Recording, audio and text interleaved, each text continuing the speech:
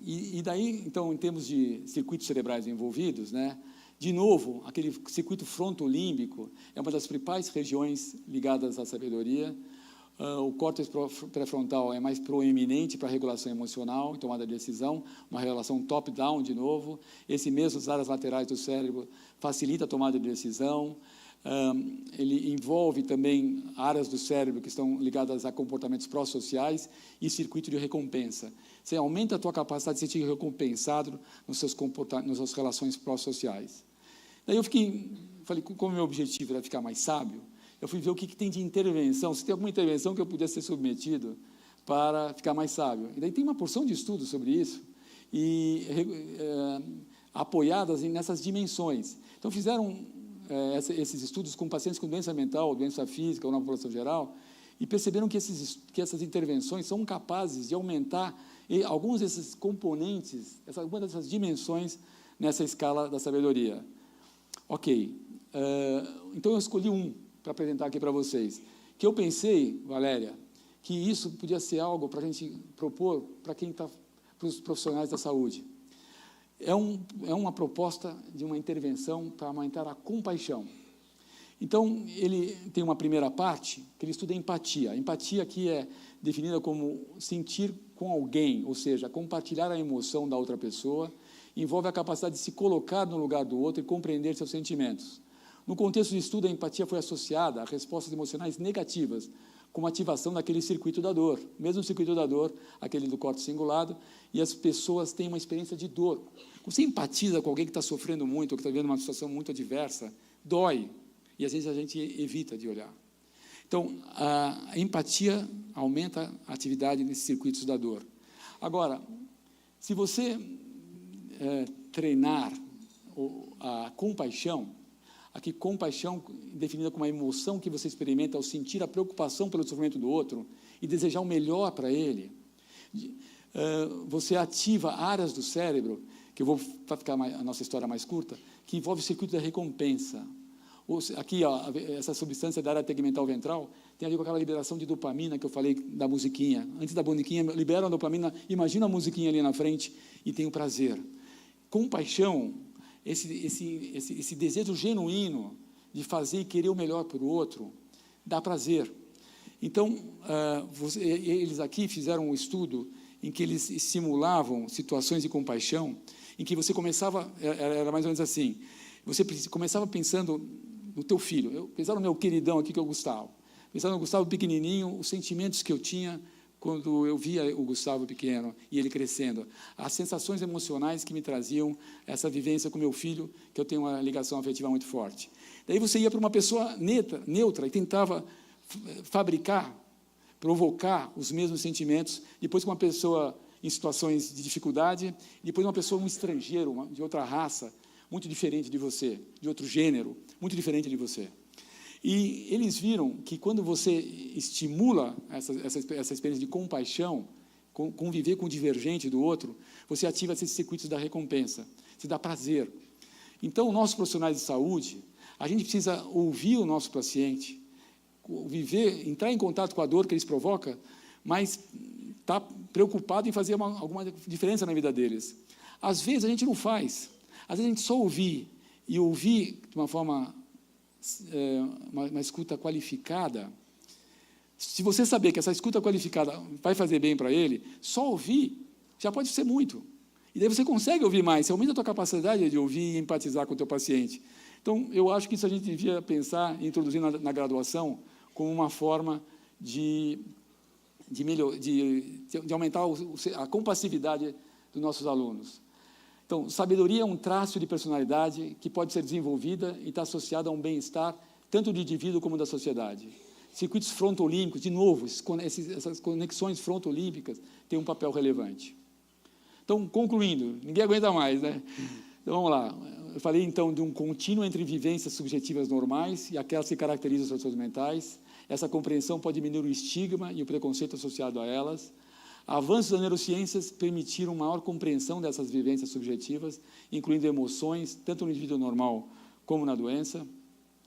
Os transtornos mentais, eles refletem a normalidade desses circuitos.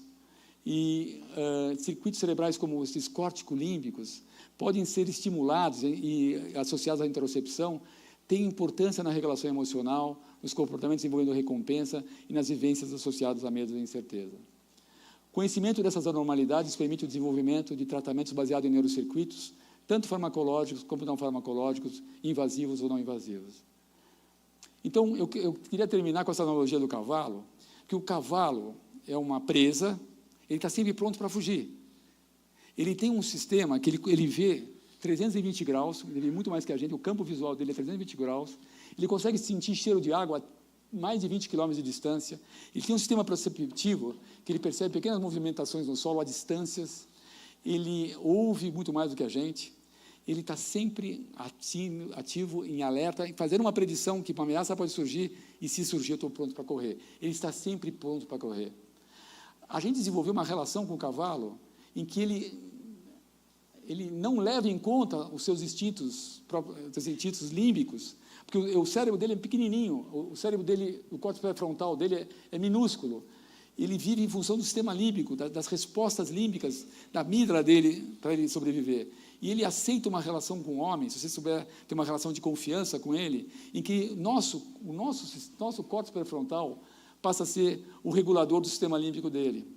Então, a minha aula tem a ver com essa ideia de você desenvolver, se instrumentalizar e desenvolver habilidades em que você possa tomar rédea do seu sistema límbico e regular o seu sistema límbico, regular a tua capacidade de incerteza para ter uma vida, né, que faça mais sentido, de mais bem-estar, né?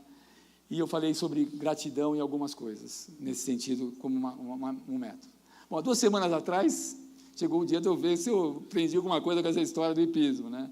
E eu tive, então, a oportunidade de participar de uma prova.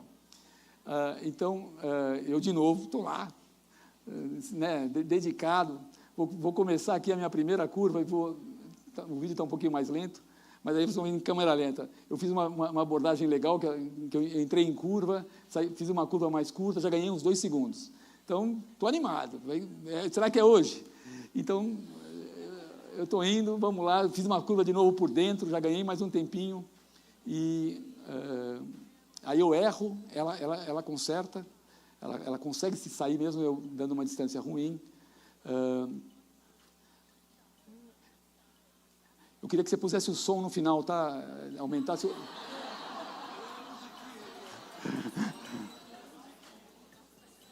Então, eu estou indo aqui já para o terço final.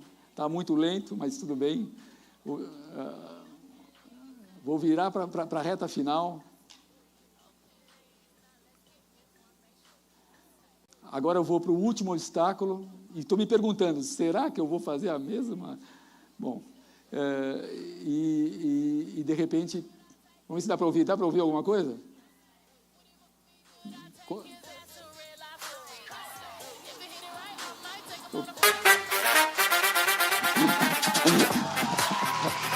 Melhor marca da categoria, Eurípides Constantino, Miguel Filho, Coiba, Buena Vista. O júri aproveita e cumprimento pela abordagem do 1. Tocou a musiquinha. Tocou a musiquinha. Que legal, obrigado. Então, eu aprendi depois dessa prova que eu tenho que tomar cuidado com esse tipo de pausa. Eu tenho que fazer assim, obrigado, e passar por cima. Não deixar alimentar muito o meu ego. E aqui eu tô recebendo o título, porque eu estava pensando que, tá bom, eu ganhei a prova, mas quem ganhou mesmo, em primeiro lugar, foi a Coiba, 70% desse esporte ao cavalo, foi meu tratador, foi meu professor de hipismo, foi a minha veterinária, foi talvez até o criador que conseguiu criar a Coiba.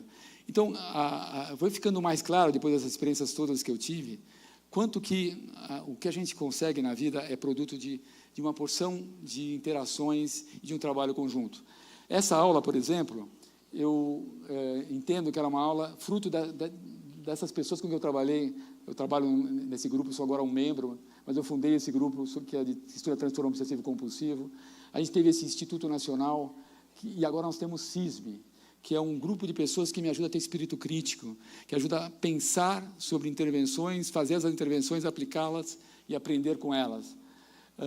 Quanto que dessa minha aula que ela é produto dos caras que eu li, dessa troca que eu tive com essas pessoas. E não conseguiria dessa aula se não tivesse vocês aqui, se não tivesse a Luciana organizando a infraestrutura, se não tivesse as pessoas, a Daniela me ajudando e toda a equipe lá atrás, se não tivesse o Carlos para me dar carona até aqui e ter feito esse projeto todos juntos, né? Então, nós estamos interconectados, nós somos uma grande rede, assim como o nosso cérebro. E, terminando, tenho que agradecer aqui a minha turminha, que cuidaram de mim nesse período.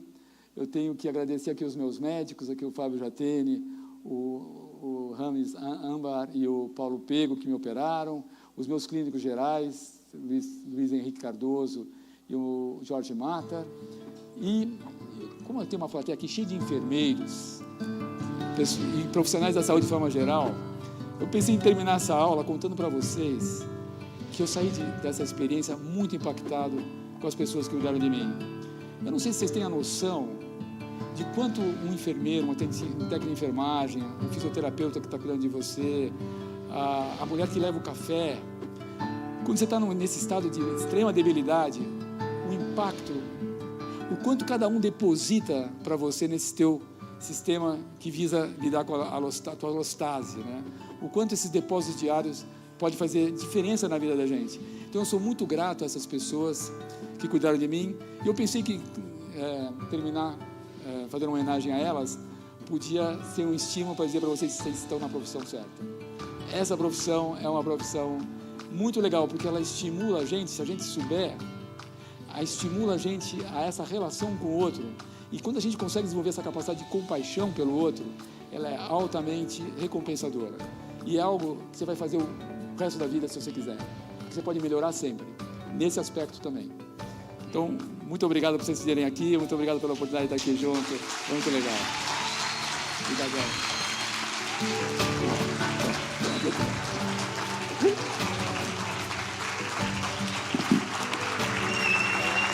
Muito obrigado, professor.